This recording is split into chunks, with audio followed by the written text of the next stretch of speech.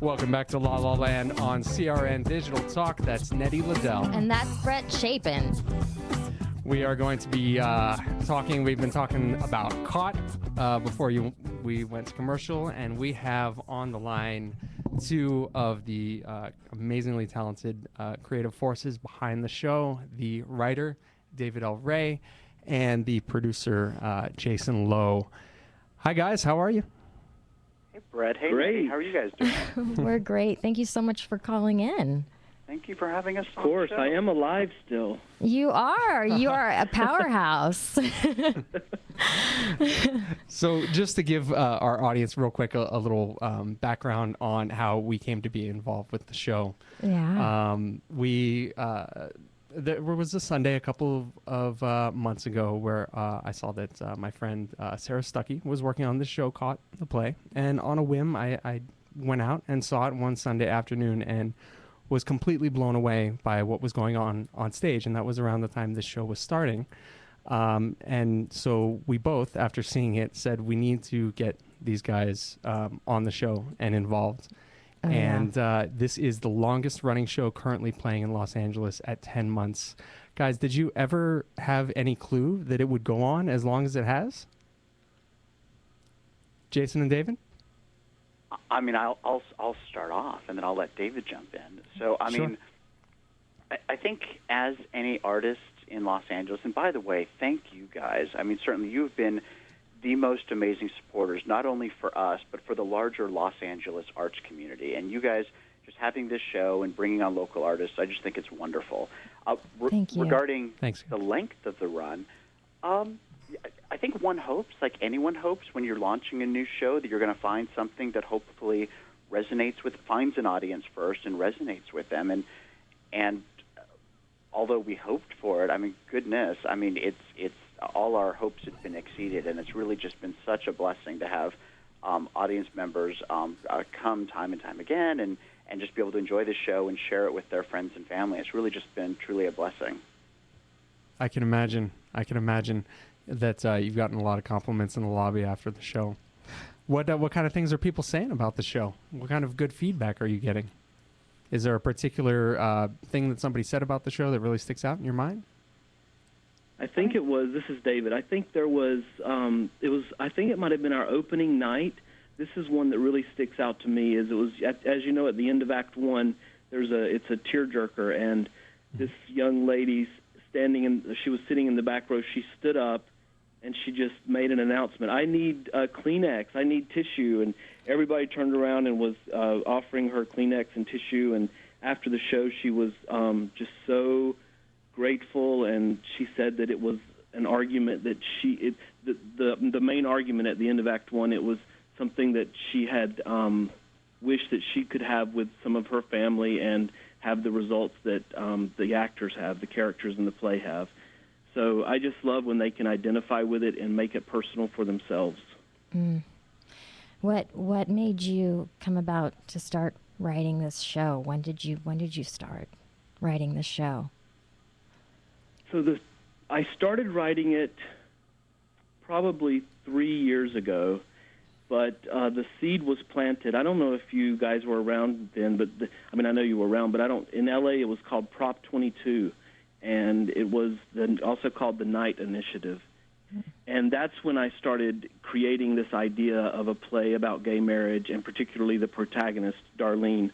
I met a woman who just, I saw her and I knew, wow, this is an amazing woman who is locked in because of her religious beliefs, because of her husband, because of all the societal demands that have been placed on her, and that's how the seed was planted.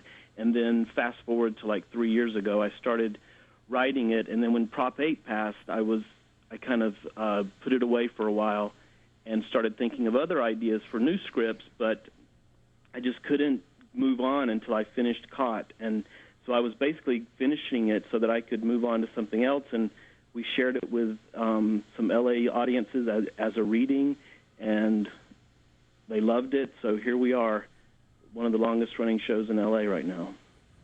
The longest-running show, I believe. Yes, the longest. Thank you. Excellent. Tell us about the casting process. Of course, that's incredibly important when you write a show, to have it cast correctly. Was that a difficult road, or was that something that went pretty easily for you guys? I think because we had Nick DeGruccio as our director, who is an ovation-winning, very respected director in Los Angeles, we got amazing talent to come into our open call and then callbacks. And most of the actors, we saw them 3-4 times, especially Deborah, who is the Darlene. It's such a pivotal role to the play, and she kept coming in and auditioning, and then when she got it, she was like, "That's the most I've ever been called back for any role I've ever gotten." And she was so perfectly cast too, so perfect, absolutely perfect. Yeah. Yeah, she does a phenomenal job, as do all the actors in the show. Yeah, I'm excited because I get to see Sarah on Sunday, right? Yeah, we're going to your closing party, right, guys? Yeah. Yes, we'll be there. Yeah. Looking forward to it. So, you heard our prediction at the top of the hour, and I know that you guys can't say a whole lot right now, but what's next for the show? Where do you hope to go with it? What do you hope happens from here? David, do you want me to take that? Yeah, Jason, you take that one. Is that a little rough? Nothing. No, I'm trying not to be too pushy about it, guys, but whatever you can tell us. So what I've been saying quite publicly is that this, although we're leaving the Zephyr, and truth be told, we've been here for 10 months through 5 extensions. We wanted to stay for a 6th extension, but our exclusivity with the Zephyr expires, and another show had been rented out, and so they're loading in. We actually load out this week, and they load in and start their tech next weekend. So it was not. It was. We certainly wanted to continue it because it's been an amazing road for us thus far, and we were hoping to be able to continue it, but unfortunately, because of scheduling things, we weren't able to, which is why we're closing. I've said publicly to a lot of people recently, although we're leaving the Zephyr, this is really the closing of what I would call the first chapter of this story and this show. We opened. This was a world premiere for us. I mean, we literally opened up, planning a 7-week run. We started previews Thanksgiving-ish, a little before Thanksgiving. We were running through Christmas and Hanukkah and all the December holidays. We ran through New Year's. We were planning on closing in January, and the audiences have been amazing. And I think this is just the end of the first chapter, and we're going to continue on. And I'm excited what the future holds. Oh, we're excited to see it, definitely. Yes. Thank you so much for calling in and talking to us. David L. Ray and Jason Loh of Caught at the Zephyr Theater. Thanks for calling, guys. Thanks, guys. We'll see you tomorrow. All right, we'll see you then. We'll be back on La La Land with Brett and Nett on CRN Digital Talk.